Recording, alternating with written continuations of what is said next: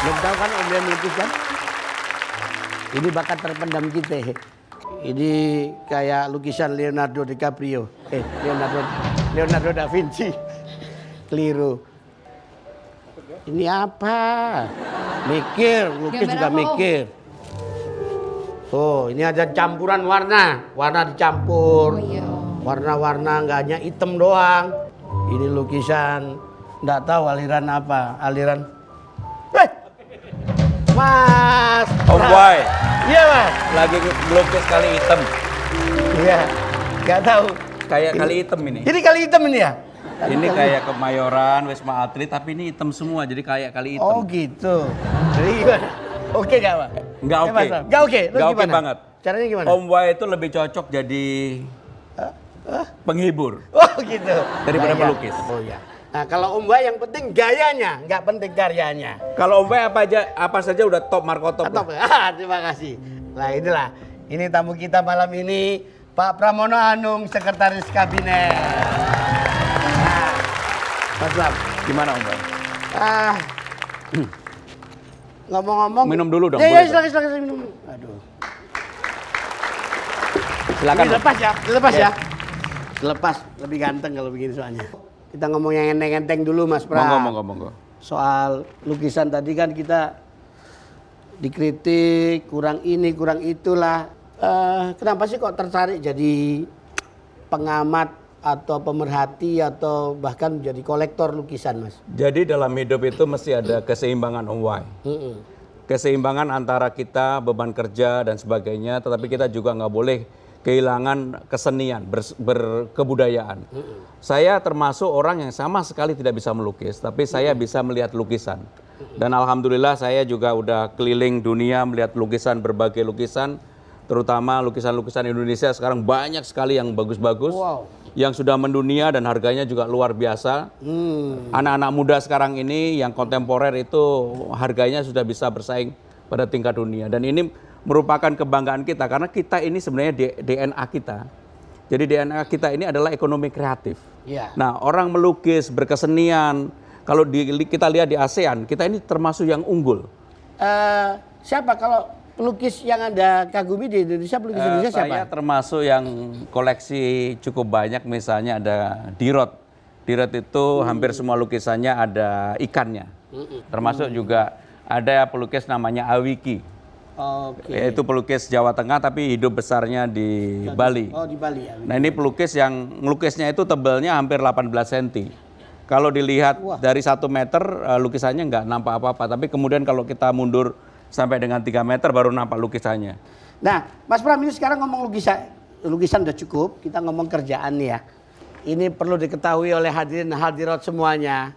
Beliau ini selama menjadi sekretaris kabinet, pejabat setingkat menteri, baru kali ini tampil di televisi. Hanya karena tapi ini jujur ya, saya udah 4 tahun tidak pernah Nggak pernah sama sekali mau diundang ke. jadi ini bukan pencitraan ngomongnya, Bukan, benar bukan. ya? Jadi yang saya sampaikan tadi, dulu waktu menjadi anggota DPR, menjadi pimpinan DPR, itu taunya sedikit, tapi ngomongnya banyak. Oke. Seperti yang sekarang inilah. Iya. Nah, tapi begitu menjadi Teman-teman sendiri disinggung nggak nggak apa-apa. apa-apa. Yang pimpinan DPR kan terbatas. Oh iya, iya. Nah, Terus? kemudian ketika menjadi sekretaris kabinet, hampir semuanya tahu. Karena kepres, inpres, perpres dan sebagainya itu ada di kami sehingga lebih baik tidak ngomong. Oh, kalau surat-surat sertifikat gitu lewat Saskam juga Masa nggak? presiden kok sertifikat Oh, enggak kayak. ya? Saya kira sertifikat lukisan kan? Enggak juga ya? Enggak, jadi semua surat pasti akan melalui kami berdua, Iya, Pak iya. Pratik dan saya. Pasti, nggak akan mungkin surat yang langsung ke presiden, nggak mungkin. Pasti ke kami berdua untuk diseleksi dan Oh sebagainya. jadi penting dong ya. Mas bisa dijelaskan nggak? Sekretaris kabinet itu apa sih? Jadi presiden itu mempunyai 2 sekretaris, satu sekretaris negara, satu sekretaris kabinet. Singkat cerita, yang sekretaris negara itu berkaitan dengan presiden sebagai kepala negara, sekretaris kabinet itu presiden sebagai kepala pemerintahan. Oke. Jadi hal yang berkaitan dengan manajemen sidang kabinet, hal yang berkaitan dengan keputusan pemerintahan itu yang mempersiapkan adalah sekretaris kabinet. Oke. Tapi hal yang berkaitan dengan hubungan antar negara, protokoler dan sebagainya adalah sekretaris negara. Jadi itu secara sederhana aja, walaupun tentunya di antara dua ini pasti ada overlapping antara sekretaris negara dan kabinet. Dan alhamdulillah saya dengan Mas Pratik ini bisa membantu Pak Jokowi dengan baik karena kita berdua mempunyai chemical yang sama, mempunyai chemistry yang sama, dan kita juga bisa berbagi bersama-sama. Iya. Itu dia Mas Pramono Anung, kelihatan bersinar greng kayak gini tuh gimana resepnya, Mas? Ya karena bekerja dengan kegembiraan, dengan kesenangan, dengan kesungguhan, dan juga nggak pernah merasa bahwa itu menjadi beban. Sebab kalau melihat surat sehari 1000 saja, katakanlah dibagi dua, saya 500, Mas Pratik 500.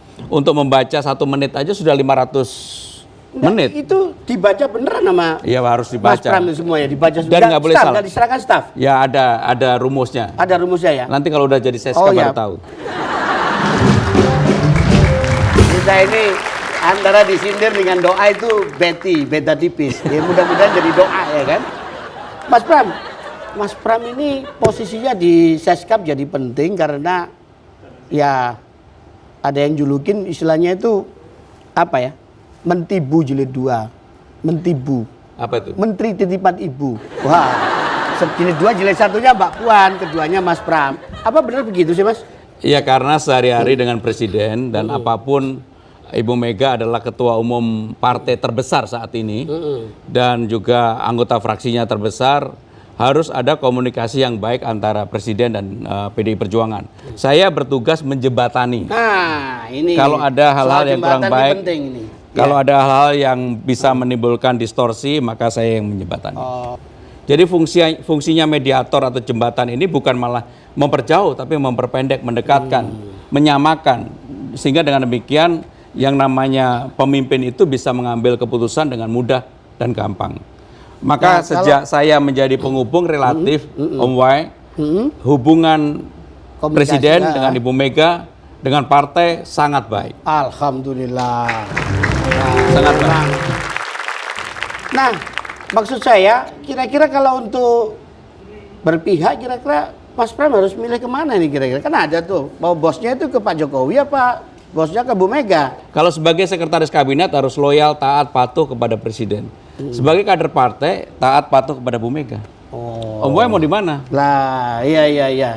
Kita, cuman masalahnya kan pernah nggak? Ya itu bukan rahasia umum kan? Kalau misalnya Bu Mega ada kepentingan apa-apa, nelpon Mas Pram, urusan iki. Nah, pernah nggak itu, Mas? Misalnya loh, nah ini jangan. Ya. Pram. Pasti pernah, ya kan? Pasti pernah. Karena bagaimanapun hubungan pemerintahan, hubungan kepartean, hubungan personal itu kalau ada hal yang bisa dilakukan pasti kita lakukan. Tetapi apapun pasti akan saya laporkan kepada presiden. Karena nggak mungkin kita lakukan sendiri. Dan ini adalah membangun supaya ada keterbukaan. Dan apapun hasilnya juga saya laporkan ke Bu Mega. Maka kalau kita lihat sikap Ibu Mega dan juga sikap partai kepada Pak Jokowi adalah 1000% mendukung. Jadi ini ada pertanyaan sedikit nakal nih Mas Pram. Kalau Mas Pram dibilang bonekanya Bu Mega itu bener nggak sih itu sebenarnya? Orang ganteng gini kok dibilang boneka. Cerdas ya jawabannya ya kan? Nggak maksudnya kalau mauan Bu Mega itu selalu harus dipenuhi nggak sih? Enggak. Bu Mega adalah tokoh yang sudah kenyang.